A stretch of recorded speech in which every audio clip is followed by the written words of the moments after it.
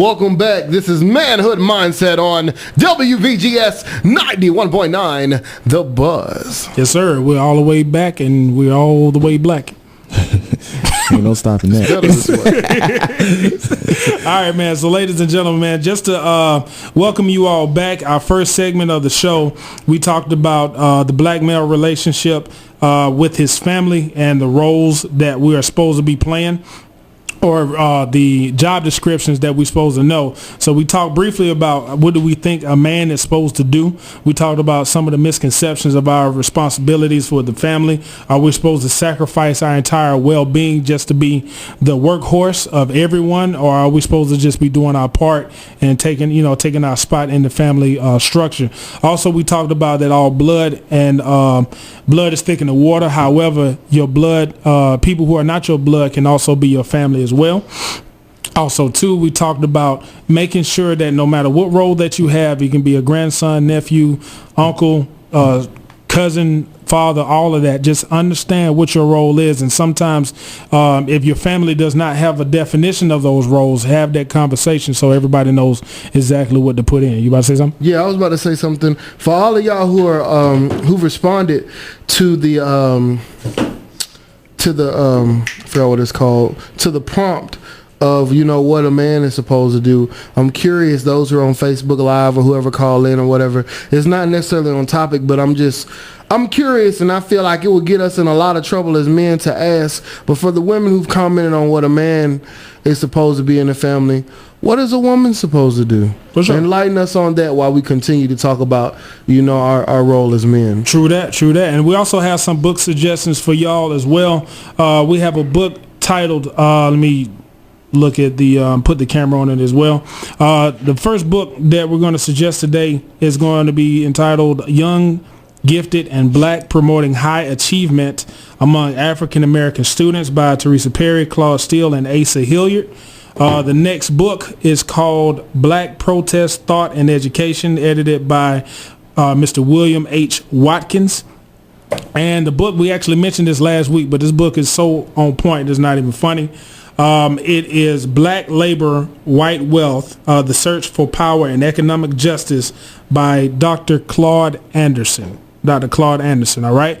Last but not least, this is a book that I'm reading, and it's very, very informative. It is called The Colonizer and the Colonized by Albert Memmi. This book is so in depth with the relationship of people who are in power and the people who are being manipulated under that power structure, and the suggestions and some of the expectations of everyone involved. Everybody has their own role under any type of oppressive system. And I'm not gonna lie to you, as I'm looking at this book, I'm looking at white supremacy and our part in it as well. So I'm gonna read y'all a excerpt out of the book, and it's really eye-opening. It says colonial racism is built from three major ideological components. One, the gulf between the culture of the colonialist and the colonized, basically the oppressor and the oppressed. All right. The second one is the exploitation of these differences for benefit of the colonialists. So that means whatever our differences are, they're going to be exploited for the gain of the people who are in power. Last but not least is the use of these supposed differences as standards of absolute fact as well. So that's why some of those facts and statistics that come out about people in our community that's suggested as, well, they are inferior because these are the facts that come out, like the achievement gap and all of those different things about lower test scores and people living in poverty and this, that, and other. So we constantly hear those statistics over and over again, and what people don't understand, that becomes a part of your identity if it's not questioned. You know what I mean? You ever notice that some of the things that you have seen in your life or heard from someone who's constantly telling you statistics, sometimes you can start repeating those statistics even if you don't identify with those statistics and have not personally seen any of it. And if they say, well, 3 out of 4 black men are going to drop out, right? All right, so say for instance, they were studied somewhere, but however, if you're not planning on dropping out, if you have that idea in your mind, you will normalize dropping out because you're saying 3 out of 4 people will drop out. Exactly. So you can have statistics that benefit the oppressed as well. So man, that's just a couple of things that y'all gonna listen or read. Brandy just commented on your question, Dale. Mm-hmm. She says, a woman has many responsibilities within the family.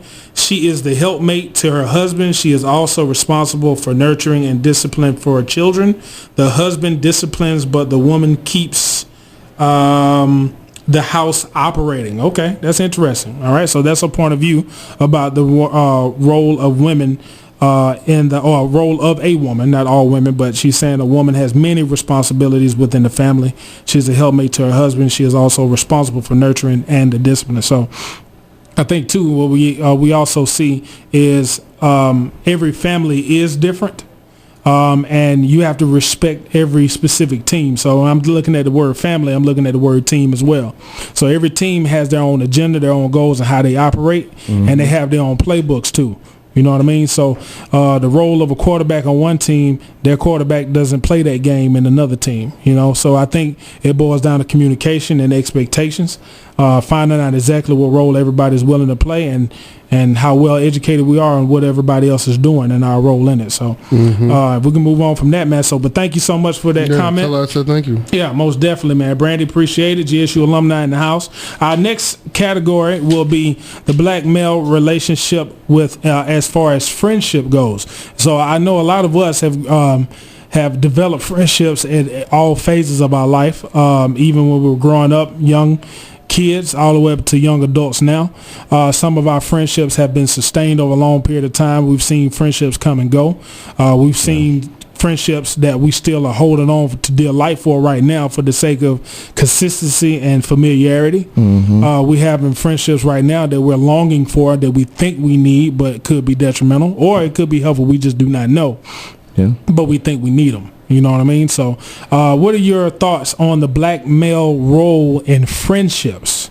Well, when it comes to friends, I feel like real friends, I don't have to be around you 24/7 to call you my friend. Okay. Like when I see you, you know what's up. We know what's up. Like we know the bond that we have. Real friends. Right. I feel like a problem with the black male is sometimes we can be too friendly. Benevolent. Like, and basically what I mean by that is the fact that I feel like when it comes to black people, we're very outgoing creatures, and we're the type of people that, like, we look to one another in a positive way where we want to help one another. But we never always know what's the intention of the one that we're trying to help. True that. So although we have the best interest for that person, we never know their interest in us. Okay. Which sometimes usually backfires against us and separates us and divides us. So I feel like when it comes to like black males and friendship, I feel like we need to be more careful on how we choose our friends, because sometimes that is our biggest problem. Because when black males usually call someone their friend, that's their friend. Like if something goes down, like I got your back no matter what. Yeah. Like it doesn't have to be physical. It can be mental. It can be spiritual. I got you no matter what. I don't have to be around you 24/7. I don't have to call you weekly. I can hit you up a month from now and be like, "What's up? How you doing? Everything good? Yeah, man. You know, just living." Because we have that bond. We know where our status stand when it comes to our friendship.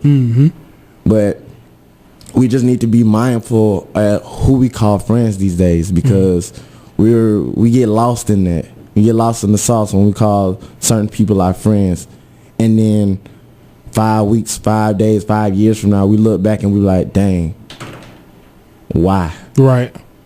So my advice, or just my message to y'all, is just whoever you saying your friend, just like know who you're hanging with. Understand that the person that you're calling your friend is your friend, and understand why you're calling them your friend. It's just like how you said when we were talking about with family, like we all have that void that needs to be filled. And sometimes that friend is there to fill it.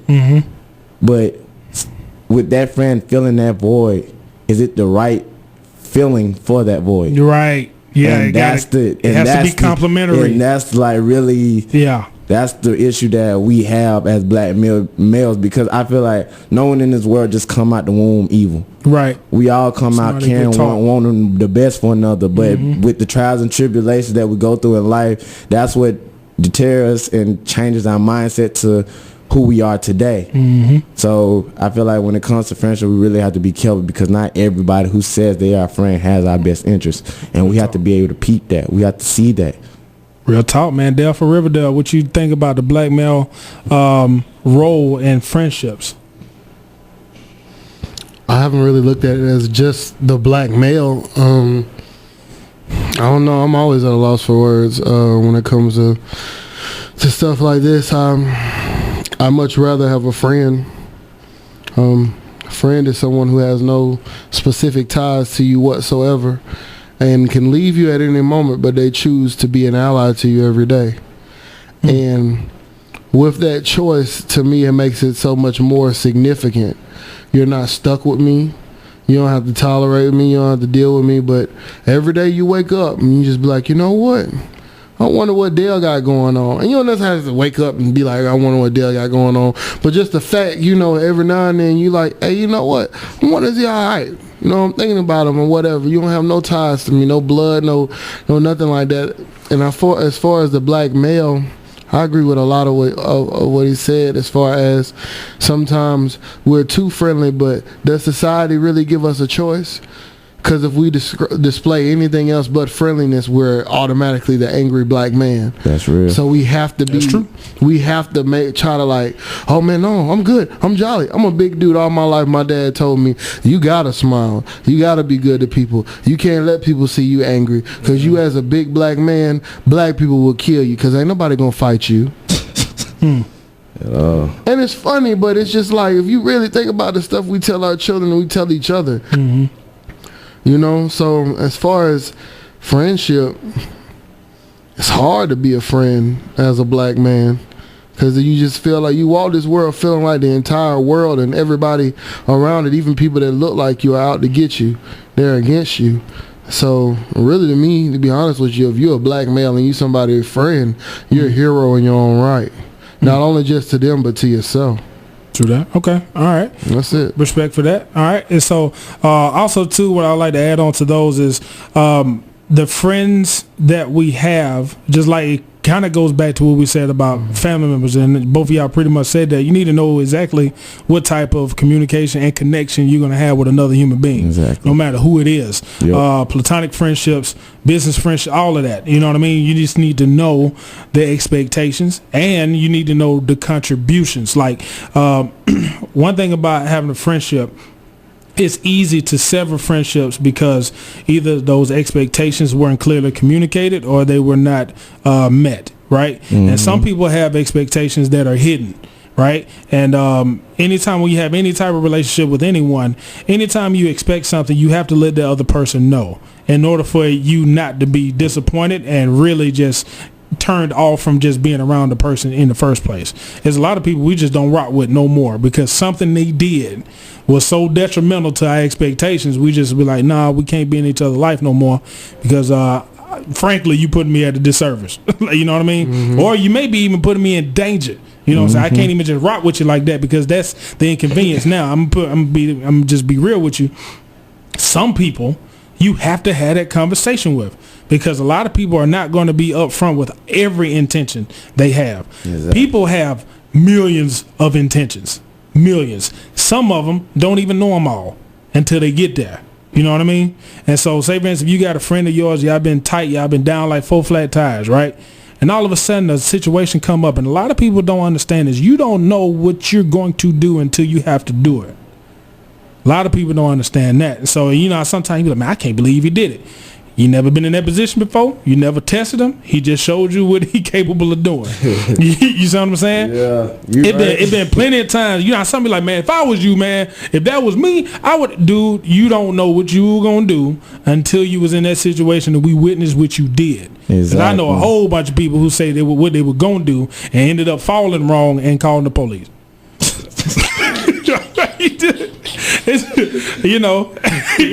Sometimes fights don't really pan out the way you think it's gonna. You hit an acorn real bad, and you hit a split wrong, and you're growing. You need a groin to fight. So moving on.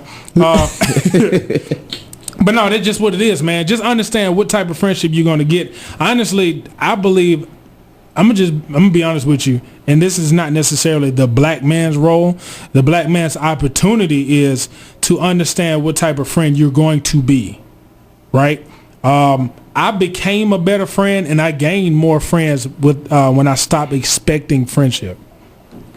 Now, I don't suggest people to do that. Really don't. Because sometimes that can be looked at as pessimistic. Exactly. However, for me, I was going out there expecting the world to be a certain kind of way, and I ended up almost being a bitter person because of all the disappointments that was going on. So I had to look at myself, and I was like, well, why am I expecting all these things from people who don't even know me? I'm talking about, it got to the point I don't expect people to speak. That's where I'm at right now, and I done got to the point where I'm actually happy. We got a caller. Oh, for sure, we got a caller, man. We got a caller. For sure. Let's hope that works. Hey, James, could you hear?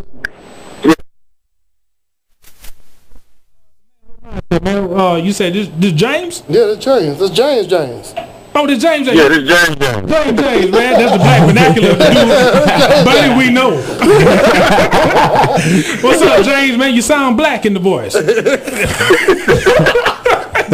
You can tell somebody, hey, this James. Like, hey, man, you playing spades later?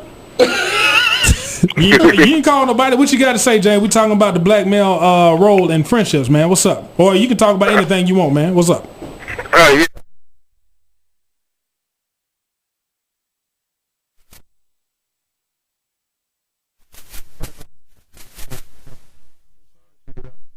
Well, one thing I was thinking about, since y'all was talking about friendship and the role of friendship in the black man's life, and I think one of the biggest roles that a black man can play is to be a friend, especially living in the system of white supremacy that we live in. Okay. It's imperative for black men to learn how to be friends. To learn how to be friends. Okay. Be friends to each other, be friends to their community, be friends to everyone that is in their surroundings, so that being able to uplift the individuals who are around them and the individuals who look up to them, so that can take place. Because growing up as a black man and my experiences in undergrad and master's, and now I'm getting my doctorate, a lot of our development as black men comes from the form of friendship. A lot of black males don't have fathers at home or don't have positive males in their lives. So having that friendship with another black man who's able to bring that positive energy, be able to bring that positive vibe, and to kind of show them what being a friend is and what being a man is, right. A lot of that comes through the form of friendship. So I think that's really important. That's real. And another thing I wanted to touch on real quick, I know y'all was talking about, like, the role of a black man in the family. Yeah. And one thing I've kind of discovered, and one thing that's always appealed to me, is that, we were talking about the role of a black man as a provider. A lot of times we look at black men through the lens of their physical assets. What can he do physically? The physical assets. Can he go to work? Can he play sports? Can he do this? Right. But very rarely do we think about the intellect side of a black man. A lot of times when we talk about the role of a black man, in my view, a black man should be a provider. Any man, period, should be a provider, should be, one who looks out for his household. But in my view, the first and foremost thing a black man should be is the brain or the wisdom or the one who has the guidance in the family. Wow. Okay. And a lot of times we look at black males, from the standpoint, for example, my personal experience growing up, the first thing everybody want to ask me, do I play sports? Do you play football? A lot of times we talk about black males, we want to ask them or talk about sports with them, how well they can play a certain sport or how strong they are, where they want to work, where they want to get a job at. But very rarely, when we ask a black male anything about college, and when we ask them about college, it's basically, what do you want to go play for instead of what do you want to major in? Wow. Or what you want to do with your life. A lot of times the black man, his value is placed in what he can do with his hands and what he can do with his body, but not necessarily his mind. His mind. And if we look out through history, a lot of black males have contributed to society through inventions and basically, new discoveries, all by using their mind. Wow. And I think that that's something that we should get back to. And, there's nothing wrong with using your physical assets. Mm-hmm. But one thing that's way stronger than any muscle or any sport you can play is the brain that God gave you. Our black male thinkers have changed the world, man. I really appreciate you telling me that, man. That's real talk, man. Thank you for that. Let me make sure I got you right before you leave, man, because I don't want to misquote you on anything. You were talking about the physical prowess black males versus their intellect. We're more expected to be physically dominant than intellectually dominant. And a lot of people may not understand how to interact with that as well. We should contribute the brains, the wisdom, and the guidance of our families. And, a lot of black males have contributed to this country and this nation through their inventions, not just through their strength. Did I got you right? Exactly. Cool. That's you right on it. I appreciate it, man. Thank you for the call, brother. Keep supporting the show, man. Take care. Yeah, y'all keep it up. Appreciate it. Thank you very much. Yeah. All right, man. That was James, man. He called in, man. Appreciate you calling in. He said a lot of good stuff, man. He was talking about, I don't know if you guys could hear it, he was just talking about a lot of black males are expected to have a physical presence, but not an intellectual presence. That's deep. Right. And That's so he deep. said, a lot of times, he said, when you talk to a black male, and we don't know we do this, he said sometimes when we ask each other, what sport do you play? Oh my God. Right, and he was talking about that, especially if you are of a stature, right? So when you walk in somewhere, a black male is his stature rather than his intellectual capability. That's what made me stop playing football. I understand. And honestly, too, because people look at you a certain way, and if you don't play sports, people will treat you horribly. If you have a stature of a sports player and you decide not to play, people have a tendency to treat you different. It's weird. I've seen it on plenty of I occasions. graduated with a 3.0. Or you be like, this. I'm like, I made president's list. Yeah, what position you play? Yeah. What? Yeah. All right, bet. Yeah, So, that's real. All right, bet. That's real. So he was literally going into that. He said the black male's role is not only the physical presence in the household, but his role is the intellectual presence in the household. He said a lot of our, black men and women, their inventions have changed this world, not only this country, but it has changed the world. You know what I mean? Most of our inventions, people would not be able to have the things that they have today without black male and black female inventions. So our intellectual capabilities far outweigh our physical attributes. You know what I'm saying? Yeah. Physical attributes is basically a result of us being made on this planet. You know what I mean? Mm-hmm. However, we need to understand the intellectual capability we were born with. You know what I mean? And until we tap into that, we have no idea what we're capable of. And honestly, too, man, when you look at Black History Month and just looking at random facts about black history and all of the first who did this, the first who did that, honestly, too, when I look at that, that's the first that we know of, or the first documented that did that. You know what I mean? We have no idea how many people were doing it before they were documented and given the respect of the person who did it. You feel me? Because we need to really look at those people who were looked over for centuries. It was a lot of them. Yeah, man. And honestly, that's the stop we come from. And honestly, knowing who we are, we'll know what to do. We'll definitely know what to do, man. Definitely. Our next topic, man, is kind of hot. I know some people may call in with this. Is the black male role in our romantic relationships with the ladies, man. So what's up? What's up? What are we supposed to be doing with our females? Putting down the law. The law. Putting down the law. All right, now, so for people who don't know what AK the Don, how he defines the law, please define the law that you have to lay down on Be very careful, bro. Oh. No, go ham. It's too.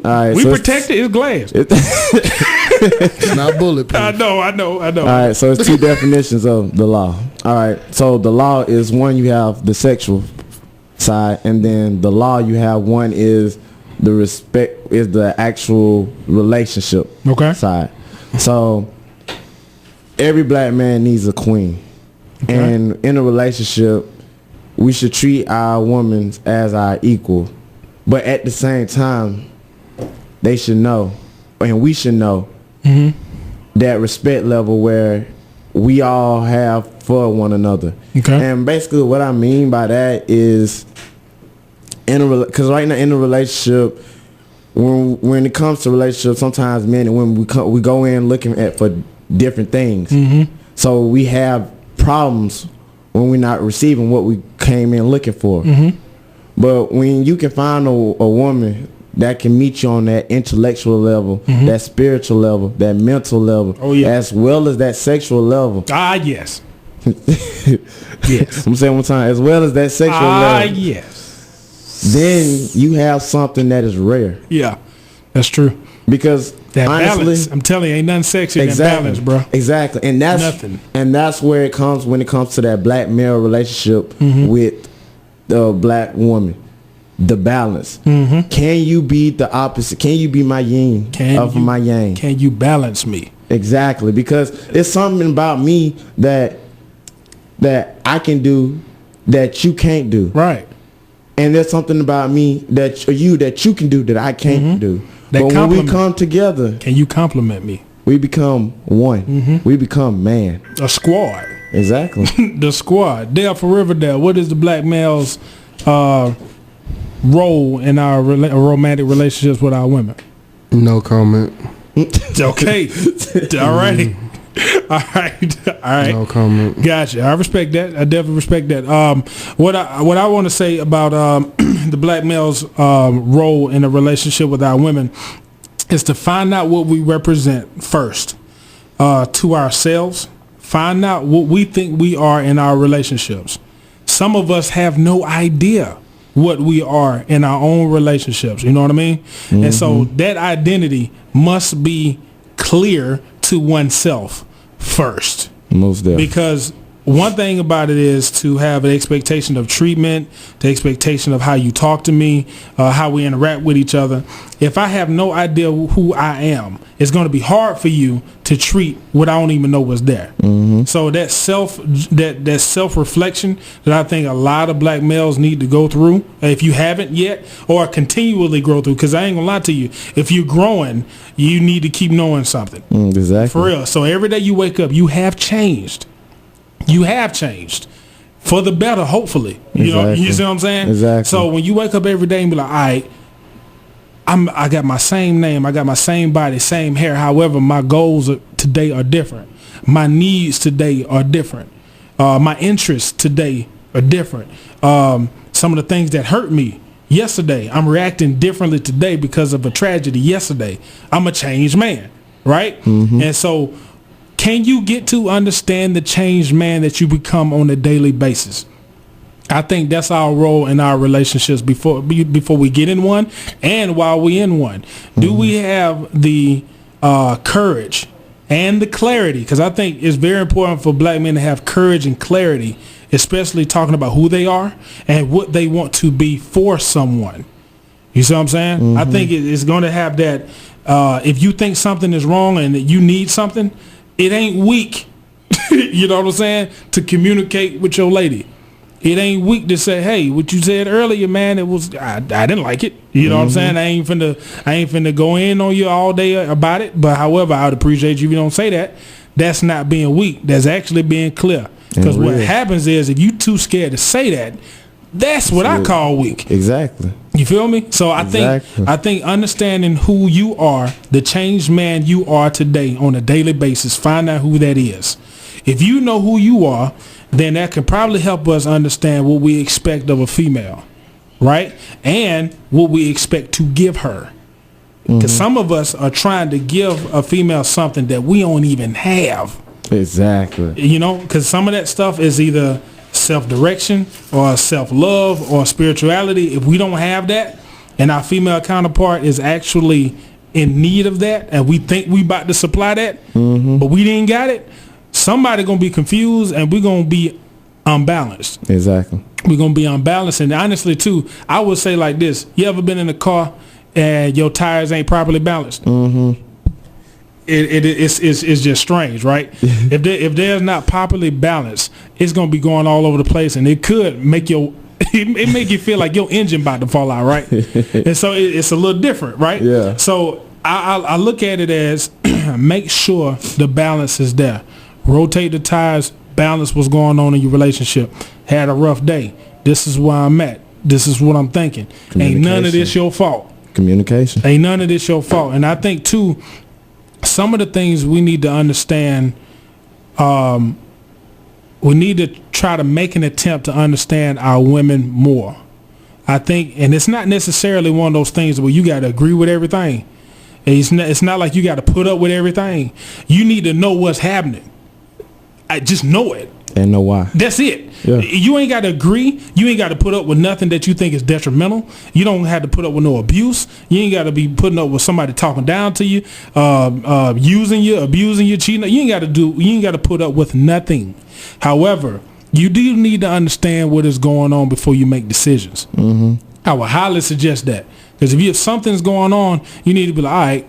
Every time I ask, you may not understand it, but right now I need to just sit back and chill, because I need to take some notes on what's going on. Because I ain't gonna lie to you, in our relationships, a lot of times, and I'm gonna say all the times, a lot of times our ladies treat us how we have treated ourselves, but we don't see it. They would treat us how we are treating ourselves in front of them. So if we don't respect ourselves, if we don't stand up for ourselves in certain things, they're going to try you. A lot of females are going to find out if they can be protected by you. Yeah. So they're going to try the electric fence. They're going to see if it's still some electricity in there. That's what they do. And they're going to get zapped. Exactly. Now, put like this. If you have an electric fence and your girl go up and toss water on it with a wet arm, and she be like, ain't no more electric. The fence ain't no good. Hey, let's go party on the fence. Yeah. You see what I'm saying? Yeah. And don't get me wrong, I'm not condoning that. I'm not saying that that's right. However, if it ain't no electricity in that fence, people will try it more.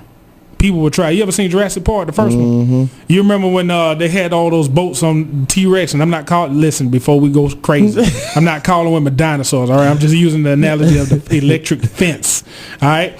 But you remember how the system went down and the electricity went out? Yep. What the dinosaurs do? He was like, oh, y'all done messed up. I'm finna try y'all. Easy. Thank you. You finna let me out? Thank you. This is finna happen. Let me try all y'all. Thank you. Hey. Let me get those children. Like, you know what I'm saying? Nuggets. So, moving on.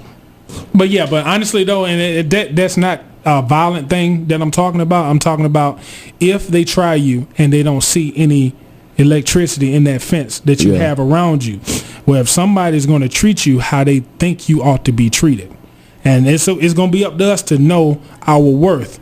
A woman will not necessarily complete us. They're going to compliment us. Now, if you're looking to be completed, there's a void that has an expectation to be met, and that void sometimes is our responsibility. That void that we bring in a relationship, that's not somebody else's responsibility. Exactly. That's somebody else's opportunity, and whatever they do, if they fill that void, cool. But if I come in and say I ain't have my mother in my life, or my sisters were abusive, or my aunts left me somewhere, right? And I have that void of female attention or female love or female consistency, and I come in with those expectations of my lady, and she don't know that, right? And I'm expecting her to fill the shoes of somebody else's, which ain't even consistent of what we got going on. We got to be careful of how we expect people to pay other people's tab, because they didn't order that stuff. You're right. They really just didn't. So we got to really be understanding of what void are we bringing and whose responsibility is to fill it.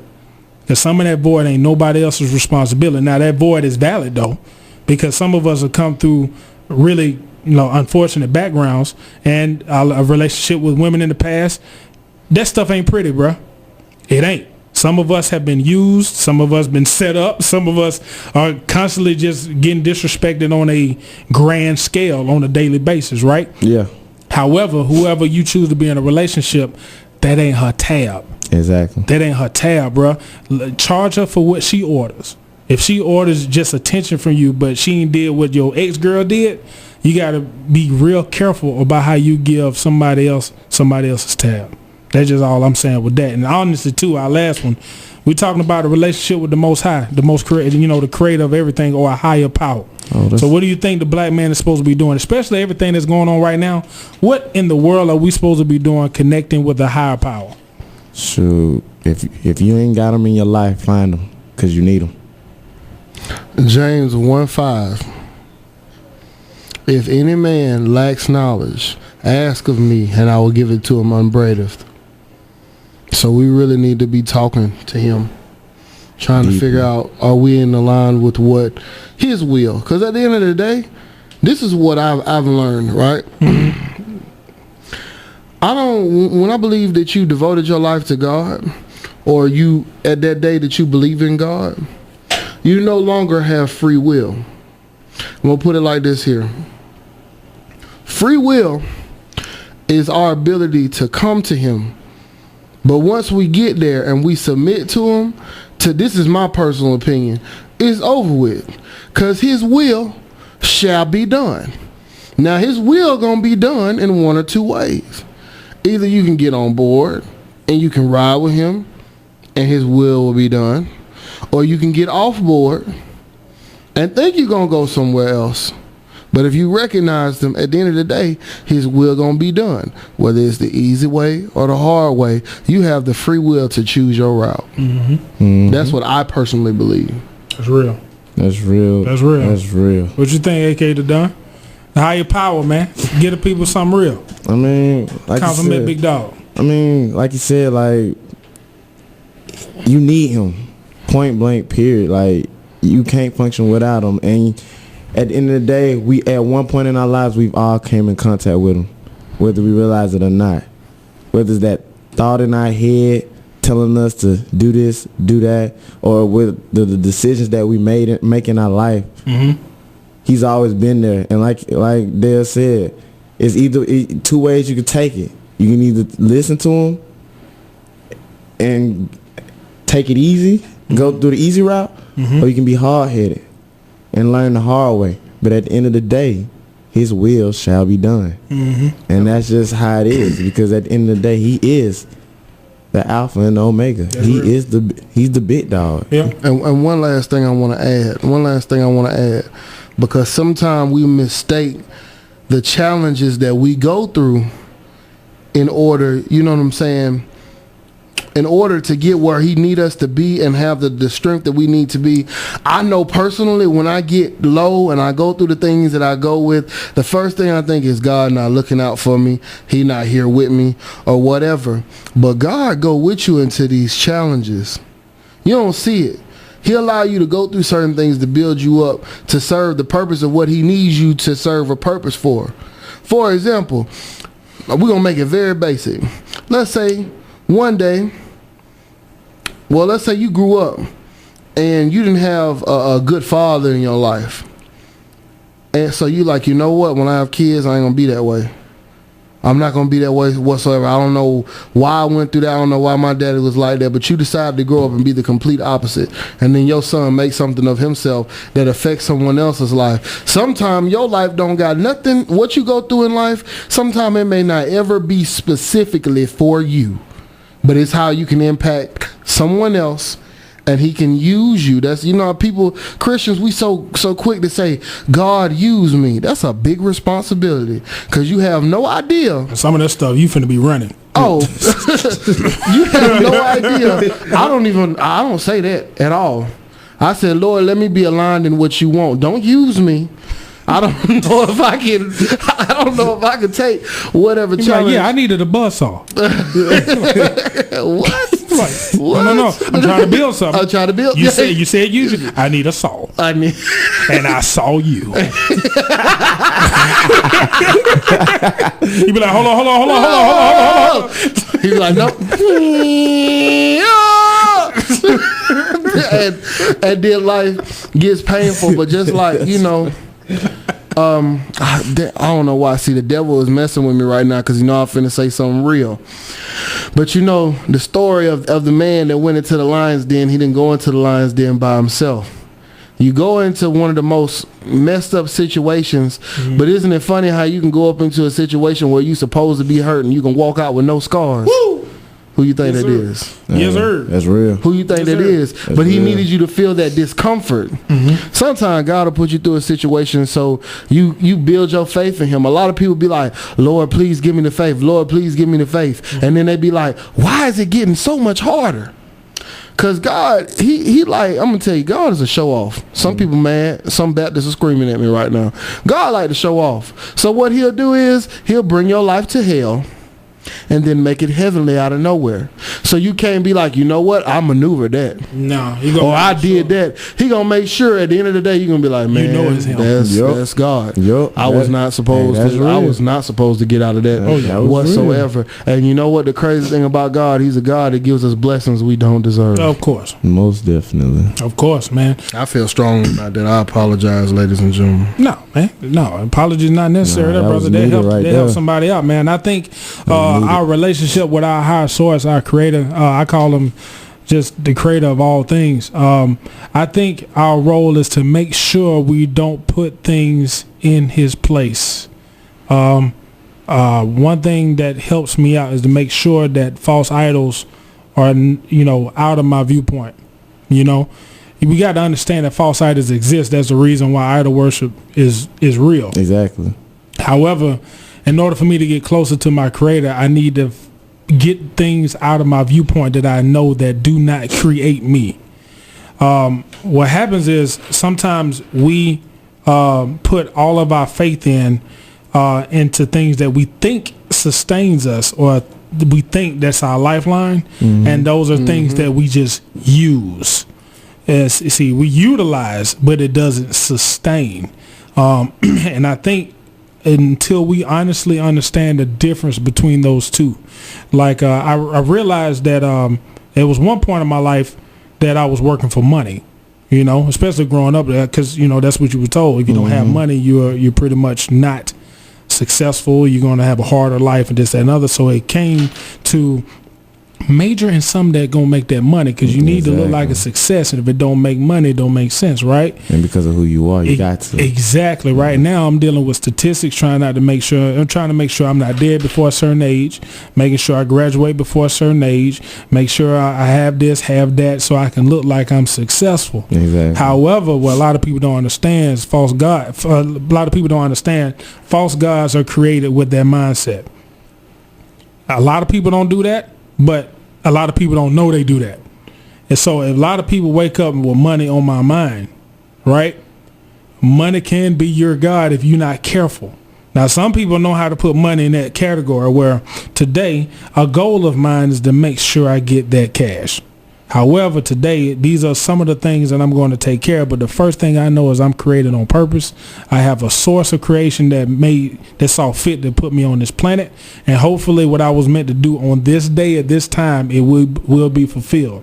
But if I get up every day and say, I'm about this bread every day, right? Sometimes if you're not mentally and spiritually capable of understanding the difference between the real God and false gods, you can fall in idol worship, bro, and it will really take you out. Because I ain't gonna lie to you, if you work for something that's, I guess, that tangible thing or something that you can collect, right? And you gave your life to that thing, you've been working all day, every day for it, and one day somebody decides to take it away from you. Some people don't think they're fit to live anymore because the things they lived for is no longer there. So some people take it upon themselves to say, well, if that's gone, I might as well not be here. And see, a lot of people don't understand that. When people get something taken away that's tangible like that, or just something that you can collect and something that you can use, and all of a sudden it's not there, and they don't even see a will to live anymore, that is a result. It could be a result of praising a false god. That could be. No, and to me, I had to find out the things that did not create me, and how much energy am I going to be putting into those things. There's nothing wrong with having money. There's nothing wrong with having objects like cars, clothes, or whatever. There's nothing wrong with having friends and people. But sometimes you got to ask yourself, who was there when God gave me my soul? Who was there when it was time to me to get on this planet? Who was involved? Did I need a whole bunch of money? Was I born with a bank account? Was I born? But your daddy needed your mama in a good mood though. Yeah, I do understand that. No, you good. No, you for real. Yay for consensual. Thank you for consent. However, understand what no man had a part of. The stuff that was going on in your mother's womb, it didn't take a vote. It didn't have a survey. It didn't. People couldn't like your embryo on Facebook. You see what I'm saying? It's a lot of things that go on that have no money involved. It's all spirit. It's all nature. It's all just magnificent things that's going on that created you in your life. That potential, that intellect, man. Your ability to form a brain inside of a womb. You see what I'm saying? Life. That the natural. You know what I'm saying? Your bank account was not tied to you. Your credit score was not tied to you. Your GPA wasn't tied to you. How many points you scored in the playoff game was not tied to you. You were not measured by man when you were created by your creator. You know, and I think what a lot of us need to understand is understand how many false gods that we do have. And don't be ashamed of saying it, because most of the time that denial wastes time. You know, if I say, hey, man, I've been giving my life to something this whole time and it's been killing me, but I've been justifying it. Maybe because for a good reason, it didn't give you life. It's literally you giving it your life. That's the difference. It doesn't give you life. We're choosing to give certain things our life. And when it's taken away, people think that your life went away with it. And so in order for us to understand what we're going to be doing, and see, we heading into spiritual warfare right now. All these glitz and glamour, all these distractions going on. If you have no idea why you're on this planet, you're going to be a pawn real quick. Real quick. You're going to fall by the wayside. You're going to be stressed out, not knowing what to do, not knowing who to talk to, flipping out and stressing out your own family. That's right. But right now, if you understand what's going on, because I ain't going to lie to you, I don't know everything, but I respect what I don't know. But I do respect what I feel. And for some strange reason, I'm extremely calm in the middle of all this stuff that's going on in this country right now. I cannot explain it. I feel you. I can't explain it. I feel you right now. I can't explain it. I know I see people freaking out, and I see it a lot, and I'm sitting up here like, I understand why some people are mad. And so, I mean, don't get me wrong, people have a very legit reason of being upset. Argument, yeah. Heck yeah. You know, I'm not disrespecting them. I'm just talking about me. I'm at a place in my life now where I have eliminated enough idols so I can see God clearly. I'm for real, man. I mean, that's how I just feel. I'm not saying that people need to be like me because I don't have it figured out. I just know that I've eliminated a good number of idols. A good number, man, and I'm seeing them clearly on a daily basis. When you get the false gods out the way, the real God is just sitting there right in front of your face the whole time. You were just not looking at him. You know, a lot of people who ain't seen God don't look his way. And that's one thing I had to realize. The reason why a lot of us don't see him is because we're not looking at him. And every time he get in our viewpoint, we turn our heads. Mm-hmm. And then we like to go around saying he don't exist. It's just, I mean, but you have every right to say that, because I ain't gonna lie to you. I tell people all the time, but you ain't see him, you probably ain't supposed to say he exists if you never looked at him. You know? However, that don't mean I ain't seen him. Mm-hmm. That don't mean I ain't never experienced it. And you got to be careful of how many people are dictating your experiences with your spiritual source, with your creative source. Whatever is inside of you that no man had to vote for. See, we living in a democracy right now. You know what I'm saying? And that's the reason why we're going all crazy, wondering what somebody else going to do with we think is, you know, resources. And don't get me wrong, we got people that control stuff that we need. Mm-hmm. However, when you got to start thinking about it, man, if you really look at it, let's just ask, man, the first creations on this planet, were they giving the government? Were they giving supervisors? Were they giving people that's, you know, did they have to take a vote? Like, you know what I'm saying? I think about stuff like that all the time. All the time, man. See, these are man-made things that we've created, a little small God. We done made a God out of our democratic process. No lie. Yeah. And, you know, and so when it falls, we going out the wayside thinking we about this whole planet about to implode. Now, don't get me wrong. I ain't saying that some crazy stuff ain't finna pop off. You know what I'm saying? I have no idea. I honestly have no idea. I really don't. At all. I really just don't. However, bruh, if I get enough idols out of my way, I can see God clearly every day. And I ain't gonna lie, I see him really clear in a lot of stuff that's going on. And I ain't gonna lie to you, I ain't laughed this hard in a while. I'm not saying things ain't tragic, but man, comedy is in abundance right about now. It's much needed right now. It's much needed, man. And you know, comedians got a job. We got material that's coming out of every fountain right now. We need to write it down and share it with the people because people need to laugh. It's just what it is. So I think the black man's or a black man's responsibility is understanding what gods ain't supposed to be there in the first place. Eliminate your distractions one day at a time. Find out the things that are distracting you. Make a list of them. If it's social media, if it's the wrong relationship, if it's unrealistic expectations of yourself regarding your family, your friends, and your loved ones. Some people justify killing yourself as your job. Just like Dale was saying earlier, we have normalized us not having a good life for the sake of us doing a job. I ain't gonna lie, we get to the point, man, where we can start asking ourselves, what if life wasn't supposed to be this difficult? Probably not. It's probably not. And so when you start asking yourself, when you mess around and you know, you get to your creator and they be like, you know half of that stuff you went to, you weren't supposed to go through half of that stuff, right? Oh yeah. You be like, what? You be like, yeah, man. Let me show you. Look at the tape. You see that? This you. You know what I mean? Remember when you could have did that? Exactly. You see all them. I had like 7 signs for you, just straight up, and you were just like, no, I'm finna go to the club that night. Yeah. Even the taxi broke down. You called another one. You see this right here? Yeah. All right. Yeah. That's what happened to your foot. So I learned that. That's why your foot is no longer with you. I learned that. You know I mean, you got it back now, but look where you're at. Yeah. But see, that's why I was trying to get you to put your best foot forward. Now it's no longer there. However. But that's what I really think about, man. So, I mean, hopefully everybody got something out of the show tonight. We're hopefully y'all got some good conversation, some dialogue. I definitely learned from y'all tonight, man. I appreciate y'all feedback, bro. On some real talk. I think some of the things that we talked about, if we can implement them in our own life and share with the people what we've done and what we think works and what we think that they could try, because right now we're about suggestions. We ain't telling people how to live. We just letting you know what we think about, what kind of mindset we plan on taking in the future, man, and our role in it. Hey, knowledge is supposed to be passed. Exactly, bro. Exactly. To my knowledge, we can't take it with us. We can't never tell. You know what I'm saying? You like, what if you had a jump drive and you take it with you when you die?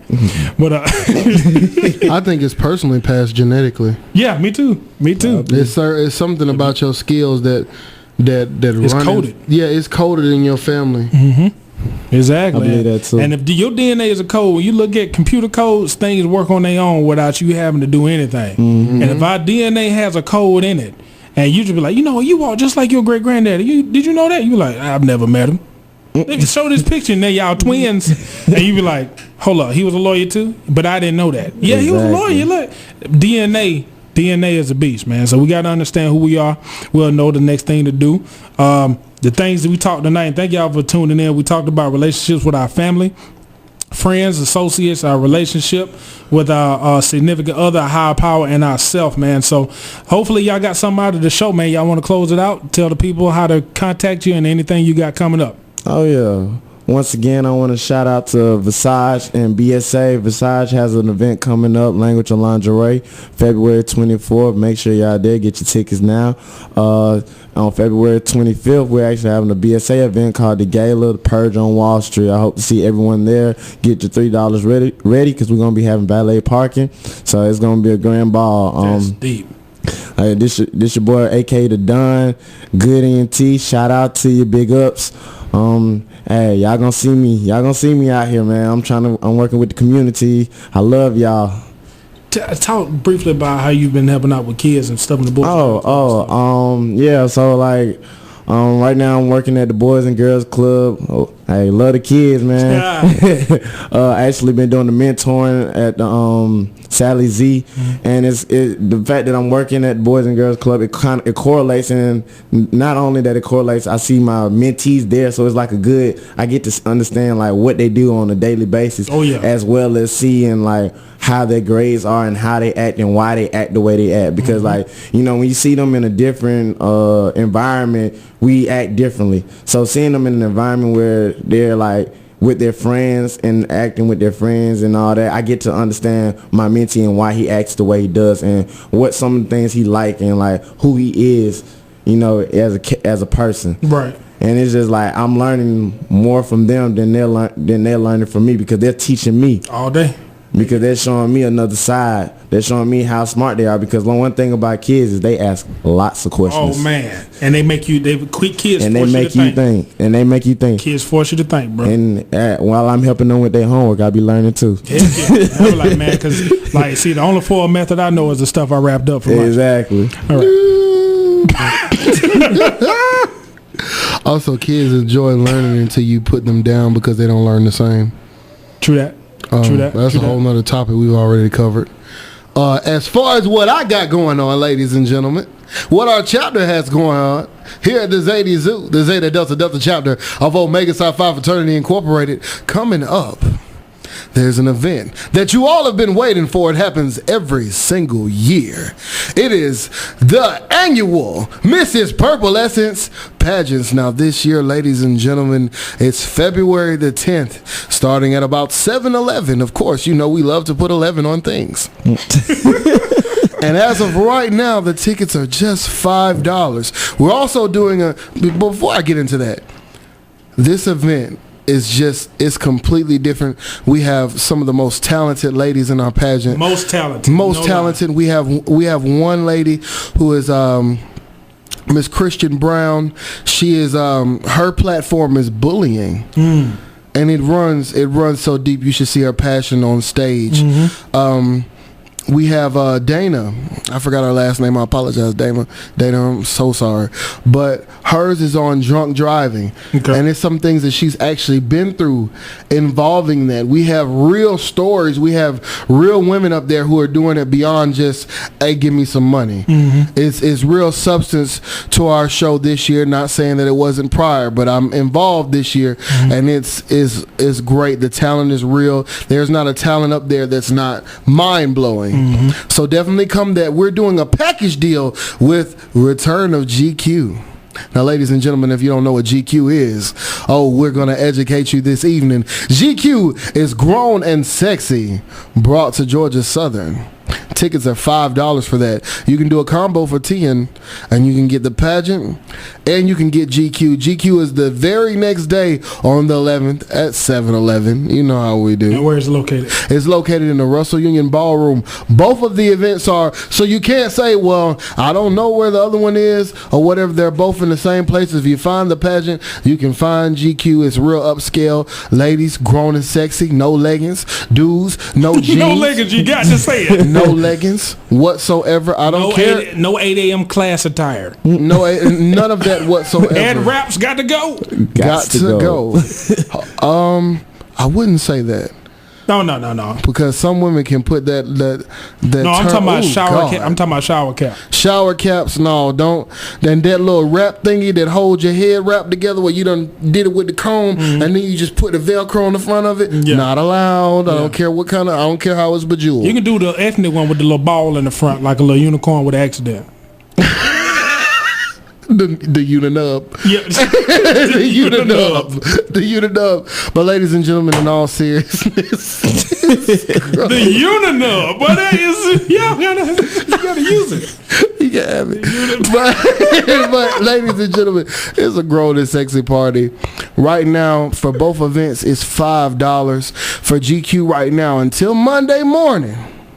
Until Monday, you can get a couple's tickets, 2 tickets to GQ for $6. All right, that's deep. That's a deal. And you can catch us That all. is a deal. That is. You can catch us all the way. I'm talking A about grown and sexy event for $6 for 2 people. That's Yeah. a deal right there. Man, come on. Check it out. And then the thing about it is we're available all weekend. One of us is. Hit us up on Instagram. We'll get you in contact with the closest, bro. Where we at right now, we really want so many people to have the opportunity to enjoy GQ and return of GQ.